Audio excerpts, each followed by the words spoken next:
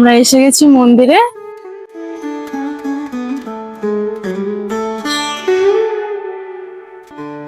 বেরিয়েছি মুন্সিরহাটের পক্ষে। এই প্রথমে একটা বাইক ট্রিপ, খুব কাছে এখান থেকে, খুব একটা দূর না। বাঁদিকে মুন্সিরহাট স্টেশন, আমরা লেভেল ক্রসিংটা ক্রস করব। এই লাইনটা Howrah Amta line, single line.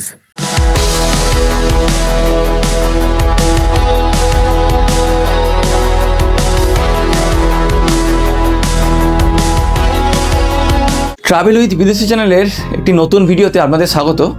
আজ আমরা যাব একটি নতুন ট্রিপে। জায়গাটি বাড়ির কাছেই, তাই কোনো বাস বা ট্রেন না। আজকে যাব আমার নিজের স্কুটিতেই। টাইটেল থাম্বনেল দেখে আপনারা বুঝেই গেছেন, আজ আমরা চলেছি মুন্সিরহাটের লোকনাথ বাবা মন্দির এবং তার পাশেই একটি কালী মন্দির দর্শন করতে। জায়গাটি নিয়ে একটু ডেসক্রিপশন আপনাদের দিয়ে দিই। হাওড়া জেলার জগৎবল্লভপুর ব্লকের মুন্সিরহাটে এই মন্দিরটি অবস্থিত। এখান থেকে 14 কিমি মতো ডিস্টেন্স আছে, সময় লাগবে ওই 35 মিনিট। দিদার সাথে দাঁড়িয়েছি, এখান থেকে মালা নেওয়া হবে। ঠিক আছে, ওখানে লোকনাথ বাবার মন্দিরে আমরা খুঁজে দেবো।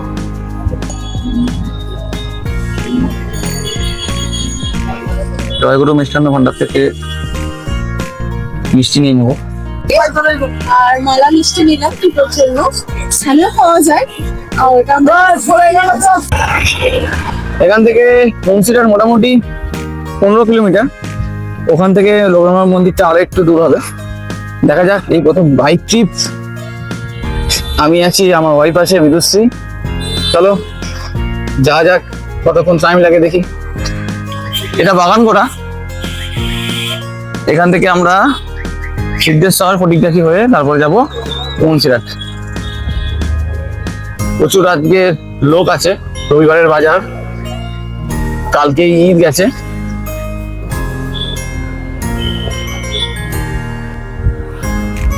আমরা পৌঁছে গেলাম সিদ্ধেশ্বর। এটা সিদ্ধেশ্বরের পোল আসছে, চাঁদা কাটা হচ্ছে।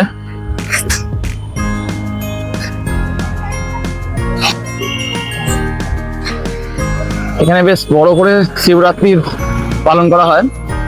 যারা এই এলাকার আছো তারা জানবে। এটা সেই সিদ্ধেশ্বরের পোল, একটা খাল আছে।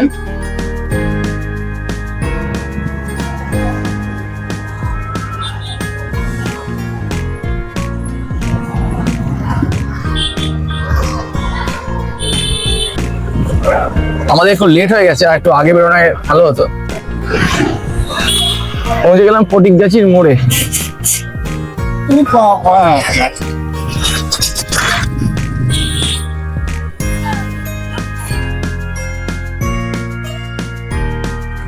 এই সোজা রাস্তা চলে যাচ্ছে নষ্টপুর হয়ে, পানপুর হয়ে আমতা। আর আমরা যাবো ডান দিকে। এই রাস্তাটা চলে যাচ্ছে মুন্সিরহাটও যাওয়া যাবে, আবার সোজা গেলে উদয়নারায়ণপুর দিক দিয়ে গিয়ে একদম আরামবাগ পর্যন্ত ওঠা যায় এই রাস্তাটা।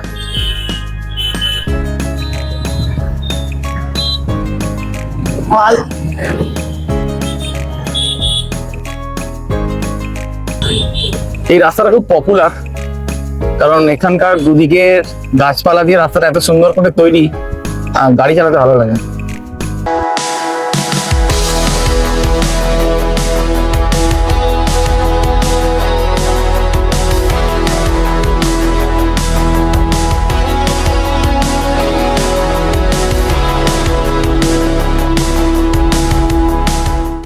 গাছির বাঁধ বলে।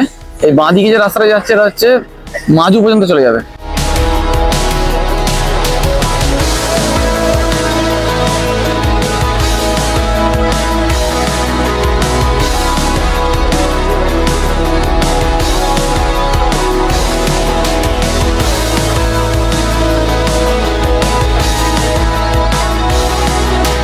এটা শিবম রেস্টুরেন্ট, আমাদের এখানকার ফেমাস। এই জায়গাটি খাঁদার ঘাট। আমরা খাঁদার ঘাটের উপর দিয়ে যাচ্ছি। আলো অলরেডি জ্বলে উঠেছে।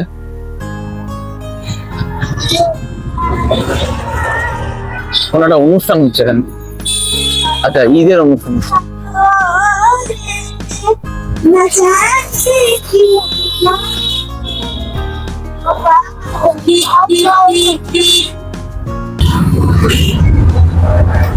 ডান দিকে একটা সুন্দর মন্দির আছে।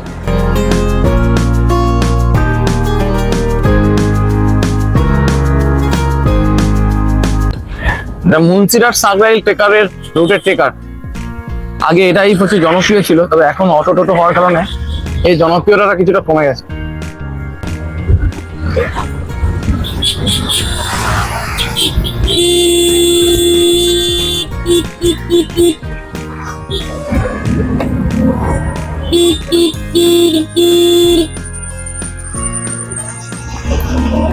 আমরা যাবো বাঁ দিকে মুন্সিরহাটের দিকে, আর সোজা রাস্তাটা চলে যাচ্ছে পাতিয়াল স্টেশন। মানে পাতিয়াল স্টেশনের পরে বটগাছিয়া রোডে গিয়ে রাস্তাটা উঠবে। এই রাস্তাটা ধরে সোজা তারকেশ্বর পর্যন্ত চলে যাওয়া যায়। ম্যাপে কিন্তু সোজা রাস্তাটাই দেখিয়েছিল, কিন্তু আমরা বাঁ দিক দিয়ে যাব। সূর্যটা কি সুন্দর লাগছে, অস্ত যাচ্ছে সূর্য। রাস্তা দারুণ।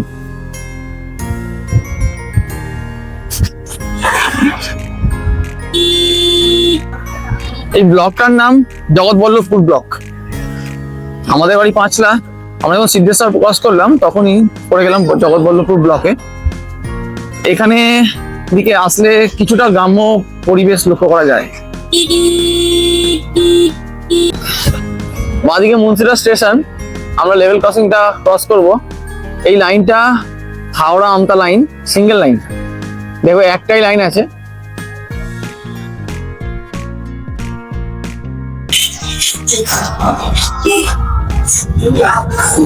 এই মোটা থেকে ডান দিক নিয়ে নিলাম।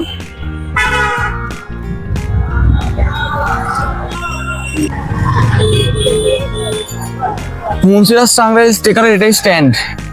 এখান থেকেই ছাড়ে। আমাদের রোডটা পেরোতে হবে।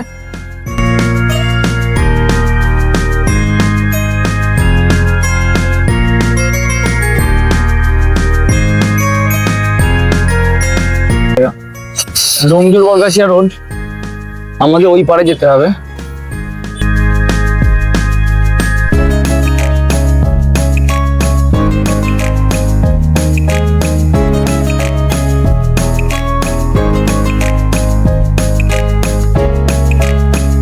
এই দিকটার রাস্তা খুব একটা ভালো নয় মনে হচ্ছে।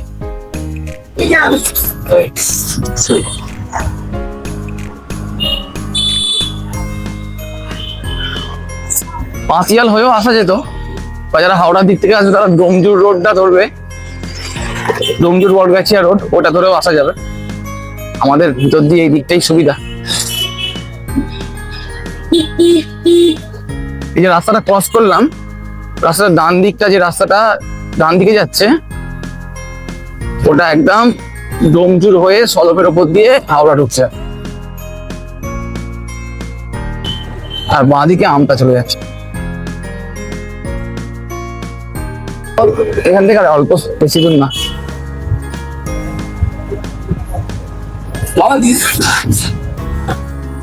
লোকনাথ মন্দির পৌঁছে গেছি। পার্কিং আছে এদিকে, সম্ভবত চার্জ আছে পার্কিং এ। এখানে পার্কিং চার্জ 10 টাকা। আমরা যে সময় এসেছি আশা করছি সন্ধ্যারতি দেখতে পাবো। মন্দির কর্তৃপক্ষই আলাদা করে বিনামূল্যে জুতো রাখার ব্যবস্থা করে থাকেন। রণে বনে জলে জঙ্গলে যেখানেই বিপদে পড়িবে আমাকে স্মরণ করিবে, আমি রক্ষা করিব, এটাই শ্রী শ্রী লোকনাথ ব্রহ্মচারীর বাণী। সময় রয়েছে নভেম্বর থেকে ফেব্রুয়ারি মাসে সকাল 9:30 থেকে 1টা পর্যন্ত, দুপুর 1টা। তারপর আবার 4টে থেকে বিকাল 4টে থেকে 7:30 পর্যন্ত। আবার মার্চ থেকে অক্টোবরের টাইম লাইনটা একটু আলাদা হয়ে যাচ্ছে। সকাল 9:30 থেকে 1টা পর্যন্ত ওটা ঠিকই আছে, আর বিকাল 4:30 থেকে রাত 8টা পর্যন্ত। লোকনাথ ব্রহ্মচারী 1730 সালে উত্তর 24 পরগনার চাকলা গ্রামে জন্মগ্রহণ করেছিলেন। ছোটবেলা থেকেই তার মধ্যে ছিল আধ্যাত্মিকতার প্রবল আকর্ষণ। তাই তিনি অল্প বয়সেই সংসার ধর্ম ত্যাগ করে গুরু ভগবান গঙ্গোপাধ্যায়ের শরণাপন্ন হন। লোকনাথ বাবার জীবন মূলত তার কঠোর তপস্যার জন্যই বিখ্যাত। তিনি বহু বছর হিমালয়ে সাধনা করেছিলেন।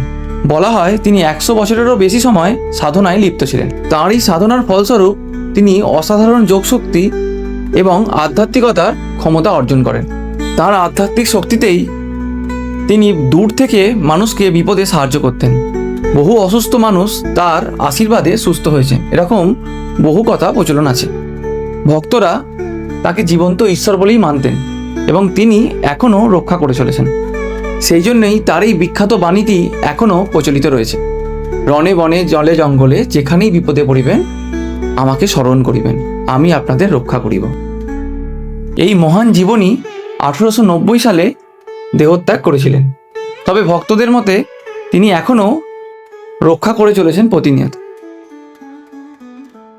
আমাদের মন্দির দর্শন কমপ্লিট, পুজো দিলাম, খুব ভালো লাগলো। আর অনেকদিন থেকে ভাবছিলাম আসবো, তো আসা হয়নি, আজকে সেই সৌভাগ্য হয়েছে। তো আপনারা অবশ্যই যদি আসতে চান অবশ্যই একবার আসবেন এই মন্দিরটাতে। সত্যি খুব সুন্দর একটা জায়গা। ভিতরে মোবাইল ফোন সম্পূর্ণরূপে নিষিদ্ধ। তো আমরা ভিতরে যতটা পেরেছি ছবি আপনাদের দেখানোর চেষ্টা করেছি। দূরে একটা মন্দির দেখতে পেলাম, দক্ষিণেশ্বর মন্দিরের আদলে। ভাবলাম একবার ঘুরে আসি মন্দিরটা, দূর থেকে বেশ ভালো লাগছিল।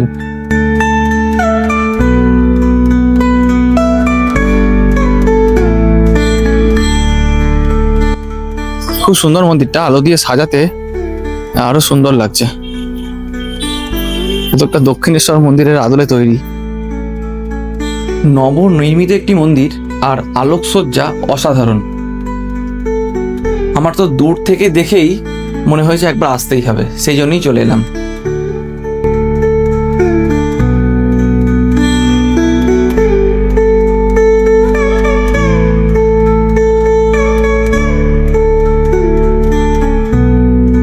ধূপ এবং বাতি দেওয়ার জন্য নিচে ব্যবস্থা করা আছে, এখানেই দিতে হবে।